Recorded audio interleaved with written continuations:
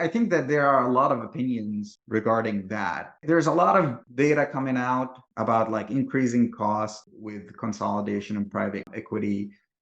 I think that, generally speaking, most young GIs are not fully aware of what is happening from that standpoint. Because if you think about a medical doctor, depending on whether they started a job between their bachelor's degree and going into medical school. And I think it's a minority of medical students that do that. Most of them do pre-med and go into medical school right away.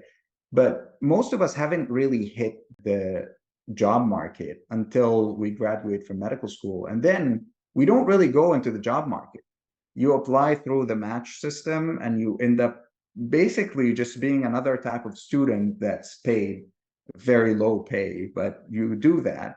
And you do that for 3 years in internal medicine residency. And then you go into fellowship, and that's another type of student and not really any type of job market.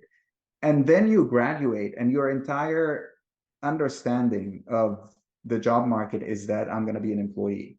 And so you're not exposed to the idea of ownership of a practice. There's a physician owned practice, and you can buy into this particular practice, and you can, be part of the decision making and kind of stuff. So a lot of us will sign with hospitals, for example, even though it's not a great work environment because the paycheck is high. And then, a lot of us don't understand what it means to have a private equity take over this particular practice, or you're going to be working in a practice that is owned by private equity. And so I think that there's a lot of confusion about that. I think that we all could benefit from some clarity about what it means for private equity to acquire, so and so practices. And what's going to happen in 5 years when they sell it? And how is that going to affect the physicians that are working there every day?